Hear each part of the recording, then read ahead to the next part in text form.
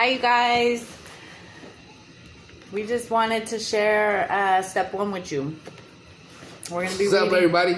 We're gonna be reading from the big book, NA, and we're gonna start with step one, and that's on page 19. It says, step one: we admitted that we were powerless over our addiction, that our lives had become unmanageable.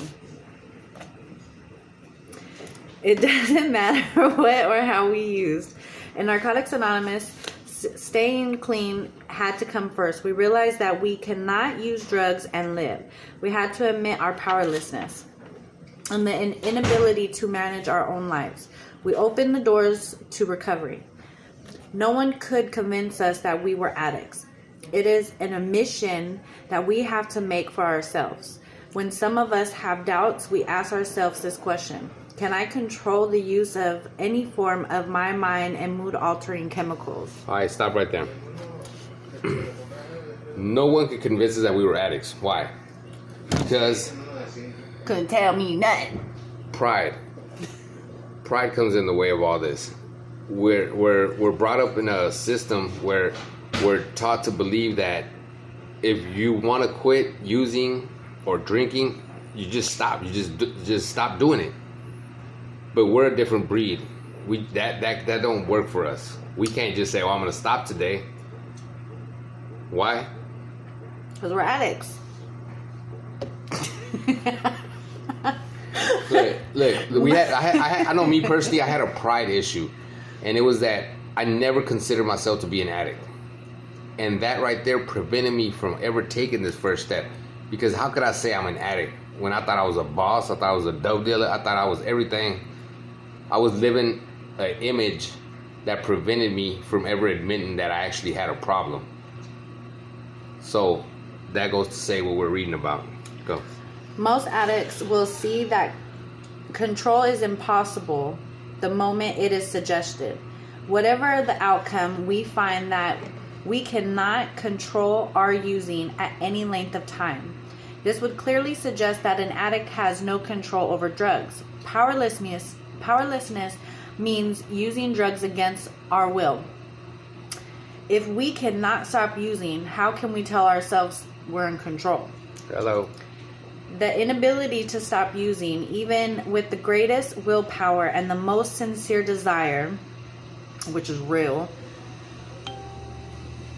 is when we say we have absolute no choice. However, we do have a choice after we stop trying to justify our using. All right, so check it out. It says that we clearly suggest that an addict has no control over drugs. Powerlessness means using drugs against our will. If we can't stop using, how can we tell ourselves we're in control? How many times have we told ourselves, and I know me personally, I've meant it every time that I said, all right, I'm going to stop this time. This is the last. I'm going to stop this time. I promise. I swear to you. In my mind and in my heart, I really wanted to. But what? I was an addict and I had no willpower. I was addicted, but I couldn't come to accept that, especially verbally say it or mentally think it. And then we'd find excuses just to justify our using. It says, we didn't stumble into the fellowship brimming with love, honesty, open-mindedness, and willingness. Okay, I didn't. We reached a point where we could no longer continue using because our physical, mental, and spiritual pain. When we were beaten, we became willing. I know for me, the only time I entered recovery is when I got arrested, or when I was forced to sit down and really look at the choices I was making in life. And at that point, it was just because my life had become so unmanageable. What about you? I think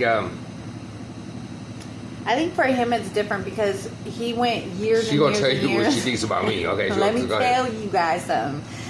But he never went into program. He would, like we spoke about this before, he would rather go to jail and, take his time versus going to a program. So when they offered him a program, he kind of did go willingly this time. But any time prior to that, No, he wouldn't. He would just go sit down in jail, and still not admit. He would fix the problem temporarily, but eventually it would all like come back. We'll talk more about that during the steps. Okay. So our inability to control our usage of drugs is a symptom of the disease of addiction. We are powerless not only over drugs, but over our addiction as well. All right, so now we're talking about the disease of addiction. And what is the symptom? So what's the symptom? Our inability to control our usage. So we lost control. That is one of the main symptoms that you know you're an addict. When you have no control over the usage of your drug anymore. It starts off all fun, nice, dandy party and whatnot, but eventually gets to that point where, you know what, I wake up, I need to get high. I'm gonna go do this, I need to get high. My shoelace untied, I need to get high. Like, for every damn reason in the world, I was gonna find a way to get high. And then that's a symptom of addiction. It says addiction is a physical, mental, and spiritual disease that affects every area of our lives. The physical aspect of our disease is the compulsion use of drugs, the inability to stop using once we have started. The mental aspect of our disease is the obsession or overpowering desire to use, even when we are destroying our lives. The spiritual part of our disease is a total self-centeredness. We felt that we could stop whenever we wanted, despite all evidence to contrary. Denial, substitution, rationalization, justification, distrust, and other guilt, embarrassment, degradation, and isolation, and loss of control are all the result of our disease. Our disease is progressive, incurable, and fatal. Most of us are relieved to find out that we have a disease instead of a moral deficiency. All right, so check it out. It says here, aspect of our disease is the obsession or overpowering desire to use. Okay? Our pride always prevented us from actually looking at ourselves from a third point of view and realizing we were really obsessed with this shit. We really have an overpowering desire to use every damn day, no matter what went on. It could have been a tragedy, somebody in the hospital. We were gonna go, but you know what? After a minute, I'm gonna go outside and get high. Whatever the cause may have been, we were always determined to get high. It was a mental obsession. It was all a mental obsession that we trapped ourselves in. Addiction, it comes in so many forms, but it's all up here in our mind. It becomes a mental obsession. Every day, every night, we go to sleep to it, we wake up to it, and we need to recognize that. It says we are not responsible for our disease, but we are responsible for our recovery. Damn, that's deep. We are not responsible for our disease, but we are responsible for our recovery. Most of us tried to stop using on our own, but we are unable to live with or without the drug. Eventually, we realize that we are powerless over our addiction. Powerless over this addiction. Many of us tried to stop using on sheer willpower. I did that. This action was a temporary solution. What we said about him going to do time versus going to a program on his own will. We saw that willpower alone would not work for any length of time. Go ahead. We tried countless other remedies, psychiatrists, hospital, recovery houses, lovers, new towns, new jobs. Everything that we tried failed. We begin to see that we had rationalized the most outrageous sort of nonsense to justify the mess that we had made of our lives with drugs. Until we let go of our reservation, no matter what they are, the foundation of our recovery is in danger. Reservation robs us of the benefits that this program has to offer. In ridding ourselves of all reservations we surrender. Then, only then, can we be helped to recover from the disease of addiction. All right. So what's a reservation? Restaurant reservation? No. Hotel reservation? Check it out. A reservation. Someone once gave me, explained it to me as a crutch. Okay. We have these reservations. When we try to stop by our own willpower, we tell ourselves, okay, I can do this. I'm gonna stop. All right. I'm gonna fucking clear out my phone. I'm gonna fucking stop going to the block. I'm gonna stop answering phone. I'm gonna stop going online. I'm gonna stop this time. So I'm clearing off my fucking phone. Let me leave this number because that dude's actually all right. You know what I mean? He still uses, but he's all right. He's cool. You know what I mean? You know, I'm gonna delete everybody from my Facebook except that person right there. He cool. But he still uses. Okay, those are fucking crutches. Oh, reservation are crutches. So you see what I'm saying? See, can't take this shit serious. I kidding. just got Hey. it. It was like ding, light bulb. So look, these crutches, we hold on to them. Why? Because that mental obsession is telling us, you know what? What if this shit don't work? What if all this mumbo jumbo they're talking about is not real? You still want to have that contact.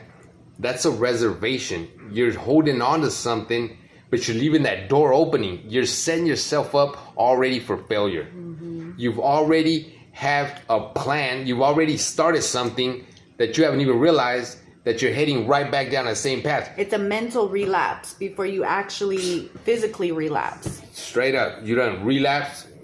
You done started the process of a relapse. You haven't really relapsed yet, but you're leaving that crutch there. No, it is. It's a mental relapse. Yeah. Like they say that you mentally relapse before you actually pick up. I get it now. 101. All right. Now the question, if we are powerless, how can Narcotics Anonymous help? We begin by asking for help. The foundation of our program is the admission that we ourselves do not have the power over addiction. We ourselves don't have the power over addiction. When we can accept the fact that we have completed the first part of this step, a second admission must be made before our foundation is complete. If we stop here, we will know only half the truth. We are great ones for manipulating the truth. We say on one hand, yes, I'm powerless over my addiction, but on the other hand, when I get my life together, I can handle drugs. I got this. Such thoughts of action lead us right back to active addiction. See what I'm talking about? Our mind plays so many games with us. Okay, I can control this shit. NA's gonna teach me how to control my drug use. And then once I'm clean, you know what? I can take a hit. That's your mind playing games with you. Such thoughts, actions lead us right back into that active addiction. It never occurred to us to ask, if we can't control our addiction, how can we control our lives? We felt miserable without drugs and our lives were unmanageable, unemployable, and destruction are easily seen as characteristics of an unmanageable life. Our families generally are all disappointed, baffled, and confused by our actions and often desert and disown us. Becoming employees socially acceptable and reunited with our families does not make our lives manageable. Social acceptability does not equal recovery. Hello? We have found that we had no choice to accept, completely change our old ways to thinking or go back to using when we give our best. It works for us as it has worked for others. When we could no longer stand by our old ways, we began to change from the point forward. We began to see that every day clean is a successful day, no matter what happens. The day that we stopped using, we stopped that chaos. We stopped the pain. We stopped the hurt. All that stuff that was behind us, that's chaos. What's it called?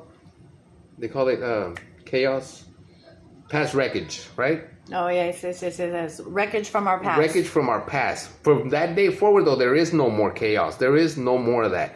Because the further you get in your steps, you realize that once you make an error, you make a mistake, you fault somebody, or you harm somebody, you make amends right then and there. Because you're not carrying that saddlebag anymore. You're not filling that shit up anymore. But we're not that far ahead. We're on step one right now. Bring it back. Step one means that we do not have to use, and this is a great freedom. It took for a while for some of us to realize that our lives have become unmanageable. For others, the unmanageability of our lives was the only thing that was clear. We knew in our hearts that drugs had the power to change us into something that we did not want to be. Being clean and working this step, we released from our chains. However, none of the steps work by magic. We do not just say the words of the steps and we learn to live them. We see for ourselves that the program has something to offer us. We have found hope.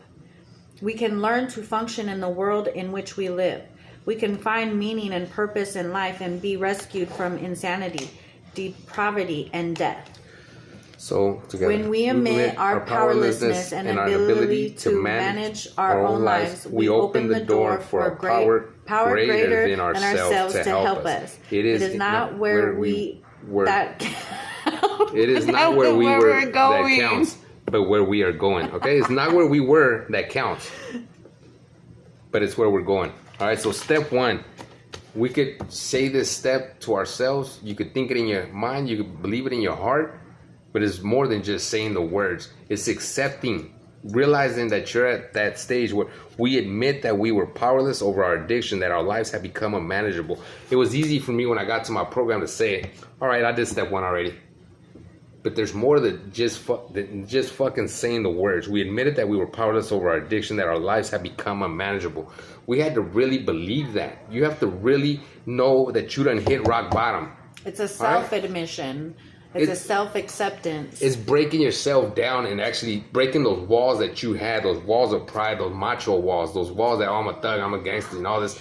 Those walls have to come down and admit, you know what, I'm powerless. I am really a fucking drug addict. You know what I mean? And only then, when we become that, vulnerability, it doesn't mean weakness. Vulnerability means that you're open to change. You're willing to change something.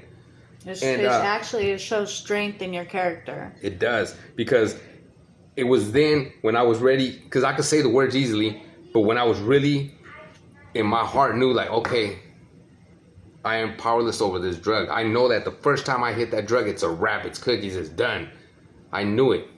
And I had to respect that drug is a fucking force to be reckoned with. You know what I mean? Like, that, there is no coming back from that. We don't all have that next run in us, you know? So we have to learn to accept that we are powerless over that drug. So step one is something that if we could just take that first step. I know for me, when I admitted it and I accepted it, there was like a huge weight that came off. It was, okay, like, I know that this is a problem of mine. I know that I'm a drug addict. I know that this is something that I have to fix. But most of all, I know I can't do it on my own. I need help. I need people to be behind me and support me, and like-minded people too that are in recovery, that are going through the same shit that we're going through. And then with that alone, knowing that I wasn't alone and that I didn't have to do this by myself.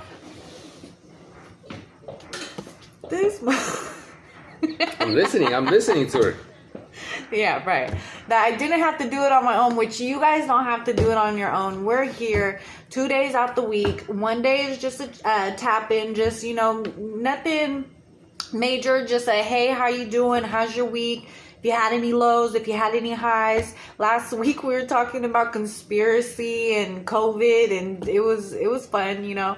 And then Fridays we're working our steps and we're working them with you, and we hope to see you guys come through. We're gonna keep posting these videos. We're gonna keep on bugging you guys with the notifications because we love you guys that much, and we know that recovery is possible, and if we could do it, y'all could do it. Much love, you guys.